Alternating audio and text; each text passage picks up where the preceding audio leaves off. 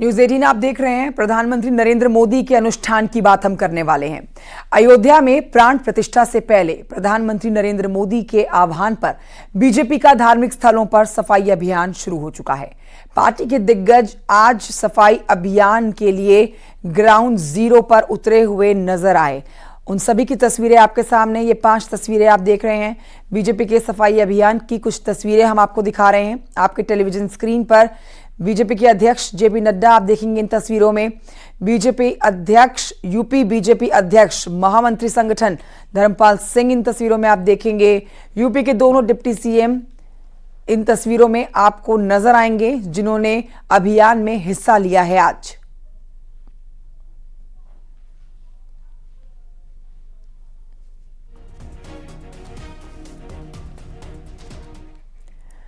तो मुख्यमंत्री योगी आदित्यनाथ दौरे पर हैं। अयोध्या के रामनगरी पहुंचकर सीएम योगी ने पहले वाहनों को हरी झंडी दिखाई। इसके बाद लता मंगेशकर चौक पर पहुंचकर सफाई अभियान को शुरू किया।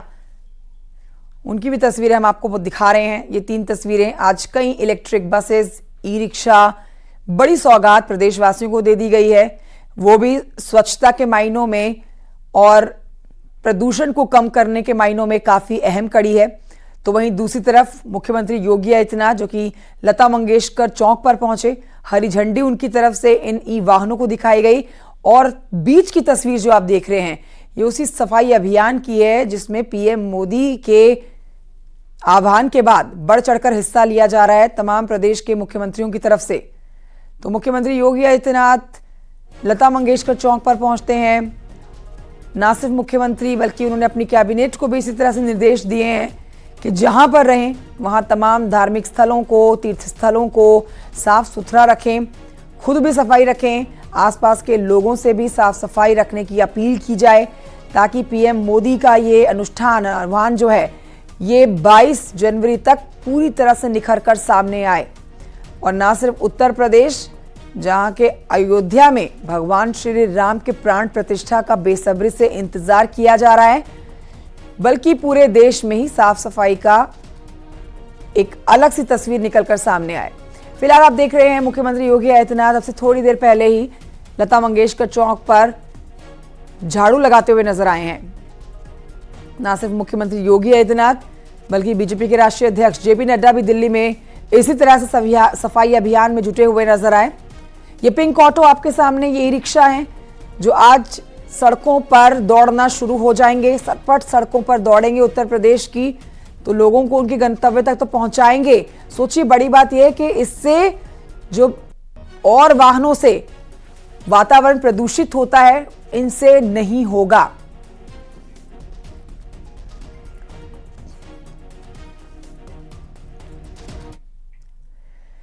तो अयोध्या में 22 जनवरी को भगवान रामलला की प्राण प्रतिष्ठा को लेकर पूरे प्रदेश में सफाई का महाअभियान छिड़ा हुआ है। 21 जनवरी तक पूरे प्रदेश में विशेष सफाई अभियान चलाया जा रहा है। स्क्रीन पर आप कुछ और तस्वीरें देख रहे हैं। ये 3 तस्वीरें हम आपको दिखा रहे हैं, सीतापुर बांदा बरेली की है। इन तस्वीरों में भी आप देखिए, नगर पालिका परिषद सीतापुर के अभियान में नगर विकास राज्य मंत्री राकेश राठौर मौजूद रहे। इस दौरान पालिका के कर्मचारी ड्रेस में दिखाई दिए हैं। बांदा की तस्वीर भी देख रहे हैं। चित्रकूट धाम मंडल के डीआईजी ने कैंप कार्यालय से साफ सफाई का अभियान शुरू किया। शासन के निर्देशानुसार 2 घंटे सभी मंडल के अधिकारी सफाई करते हुए नजर आए। बरेली में एसएसपी ने पुलिस लाइन में हुए कार्यक्रम में शामिल हुए हैं। ये भी आप देखिए, पुलिस लाइन कोतवाली के बाहर सफाई कर रहे हैं पुलिस अधिकारी। सड़कों पर झाड़ू लगाते हुए पुलिस अधिकारी नजर आए। तो आप समझ सकते हैं इस बात को कि ये अनुष्ठान पीएम मोदी का, प्रदेश के मुख्यमंत्रियों का, बल्कि तमाम प्रदेशवासियों और देशवासियों का है। सीतापुर बांदा बरेली की ये 3 तस्वीरें आप, और इसी तरह से पूरे प्रदेश से आज दिन भर तस्वीरें आती रहेंगी और हम आप तक पहुंचाते रहेंगे।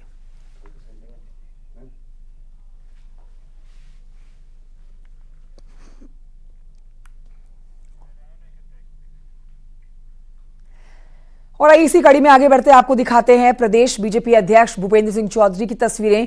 लखनऊ के चंद्रिका देवी मंदिर में पूजा अर्चना उन्होंने की है, स्वच्छता अभियान चलाया है। इसके बाद प्रदेश अध्यक्ष भूपेंद्र चौधरी ने अखिलेश यादव और राहुल गांधी पर निशाना भी साधा है। उन्होंने कहा है अखिलेश यादव पहले निमंत्रण मिलने को नकार रहे थे, जब सच्चाई सबके सामने आ गई तो प्राण प्रतिष्ठा में आने से बचने का बहाना कर रहे हैं। राहुल गांधी की न्याय यात्रा पर उन्होंने कहा कि यूपी में कांग्रेस का अस्तित्व खत्म हो चुका है।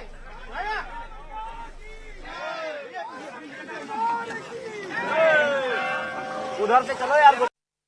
आप लोग स्वच्छता का अभियान चला रहे हैं, वही दूसरी तरफ अखिलेश यादव कह रहे हैं कि राम जो है वो भारतीय जनता पार्टी के नहीं है, बाकी सबके हैं। अब ये तो देश की जनता 140 करोड़ जनता सब जानती है। भगवान श्री राम के हमारा जीवन में उनका स्थान और भगवान श्री राम को एक आदर्श के रूप में एक हिंदुस्तानी अपने जीवन में स्वीकारता है। और भगवान श्री राम के जो लोग अस्तित्व को नकारते थे, भगवान श्री राम के जो जन्म स्थान पर भव्य मंदिर का निर्माण हो उसे लोग रोकते थे, समाजवादी पार्टी हमेशा उन ताकतों के साथ खड़ी रही है। और मुझे लगता है कि आज हम सब लोगों के लिए, देशवासियों के लिए एक बहुत अच्छा अवसर है और हमारे सपने साकार होने जैसा क्षण है। सर, अखिलेश यादव को राम मंदिर की प्राण प्रतिष्ठा का निमंत्रण दिया गया और उसके बाद अखिलेश यादव ने एक जवाब लिखकर भेजा है ट्रस्ट को। उसमें उन्होंने लिखा है कि ये मंदिर बन रहा है, इसके और निमंत्रण देने के लिए धन्यवाद, लेकिन वो बाद में आएंगे और दर्शन करेंगे परिवार के साथ में। आपने देखा होगा पहले प्रारंभ में उन्होंने निमंत्रण उन्हें मिला है, ऐसे वो नकारते रहे। जब राम जन्मभूमि ट्रस्ट के लोगों ने साक्ष्य रखे कि हमने भेजा है और उन्होंने उसकी रसीद भी सोशल मीडिया के माध्यम से, तो उन्होंने स्वीकार किया। तो समाजवादी पार्टी कंफ्यूज है और इनकी मानसिकता हमेशा राम की विरोधी की रही है और ये लोग हमेशा राम के अस्तित्व को नकारने वाले लोगों के साथ खड़े रहे।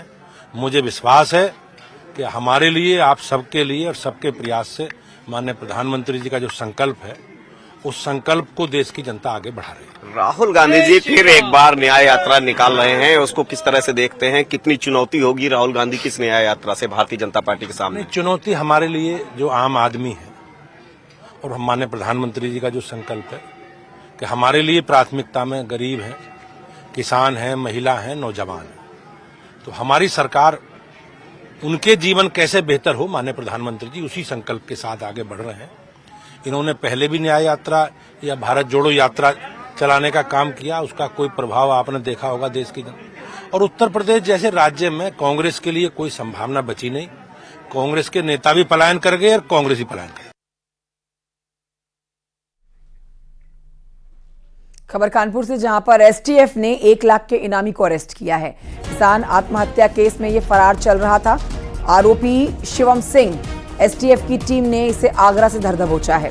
आगरा से लाकर चकेरी पुलिस के हवाले किया गया है।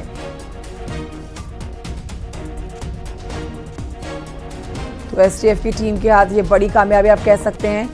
किसान की आत्महत्या के मामले में ये शख्स फरार था। 1 लाख का इनामी है ये शख्स, जो अब एसटीएफ के हत्थे चढ़ चुका है। ओम बाबू मिश्रा जुड़ गए और जानकारी के साथ। ओम बाबू मिश्रा, ये एसटीएफ के लिए बड़ी कामयाबी है, पूरी खबर विस्तार से बताइए। निश्चित तौर पर यह एसटीएफ के लिए बड़ी कामयाबी है। बीते 19 सितंबर को किसान बाबू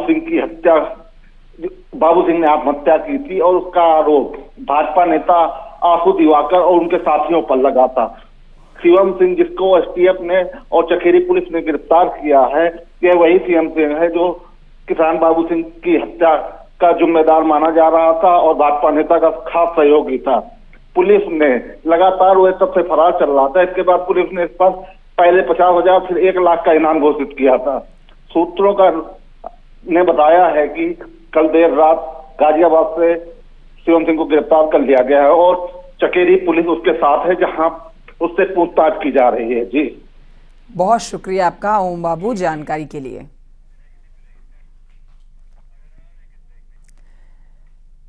खबर रामपुर सदर से है, जहां के बीजेपी के विधायक आकाश सक्सेना को जान से मारने की धमकी मिली है। ईमेल के जरिए जान से मारने की आकाश सक्सेना को धमकी दी गई है। इसमें हिंदू धर्म, बीजेपी, वीएचपी को आतंकवादी संगठन बताया गया है। बताया जा रहा है कि केरल से ये ईमेल आया है।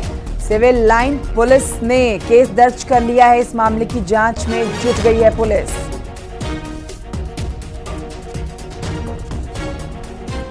प्रकरण पिछले 3 महीने से ये चल रहा है। मेल्स वगैरह जो मेरे ऑफिशियल आईडी है उस पर ये मेल्स मिले थे, लेकिन अभी जो 5 जनवरी का जो मेल है वो उसकी सूचना हमने यहाँ पुलिस अधीक्षक को दी थी, तो ये पता लगा कि वो सऊदी अरब और केरला से किए गए थे। तो शायद इन्होंने एक व्यक्ति को उसमें अरेस्ट भी किया है और बाकी उसमें जांचें चल रही है।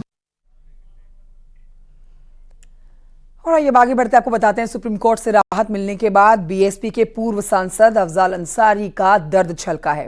उन्होंने आरोप लगाया है कि 2019 के बाद एक दिन सरकार ने चैन की रोटी नहीं दी है। तो एक दिन भी सरकार ने चैन की रोटी खाने उनको नहीं दी है।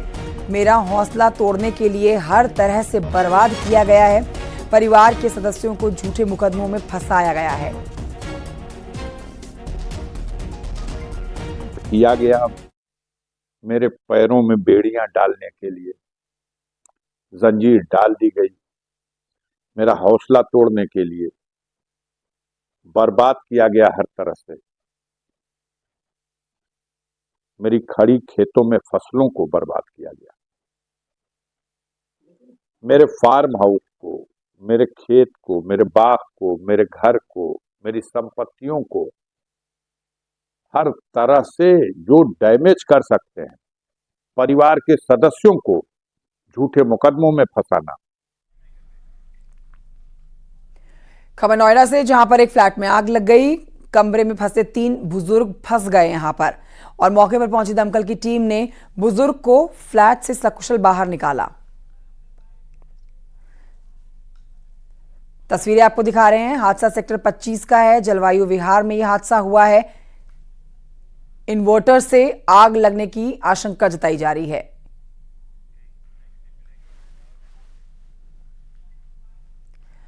और ये बढ़ते हैं आगे खबर बदायूं से, जहां पर भारत सरकार लिखा हुआ एक डिवाइस आसमान से गिरने से हड़कंप मच गया है।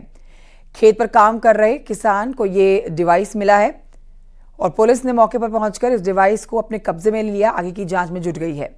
मामला बिसौली कोतवाली क्षेत्र के मुबारकपुर का है। तो मुबारकपुर खेतीहार इलाके में ये देखा गया है।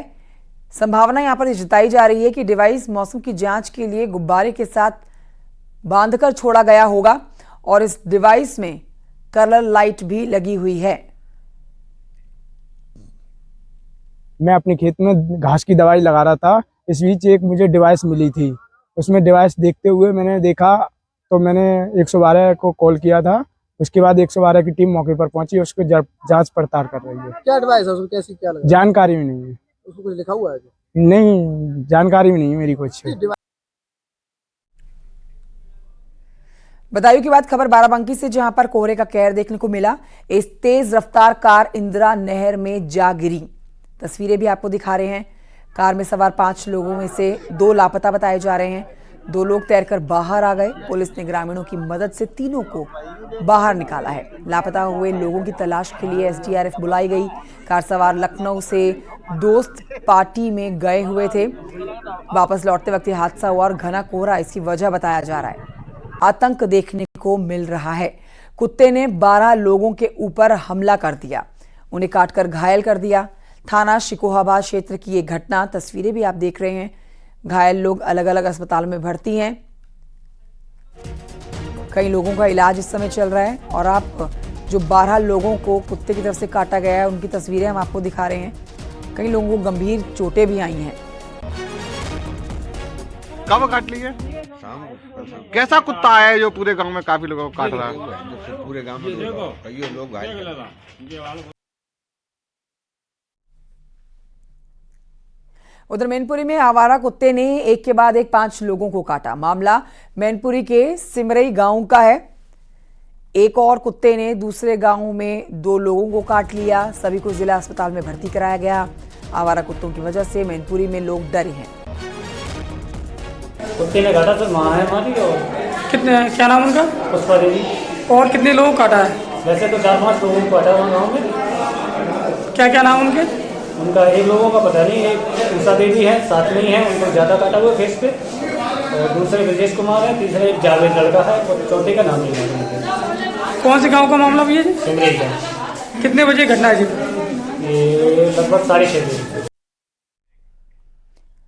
छोटे से ब्रेक के लिए यहाँ रुकना होगा, कहीं मत जाइए। में की बड़ी खबर आ रही है, 75 लाख की नशीली दवाएं, 2 गिरफ्तार किए गए हैं।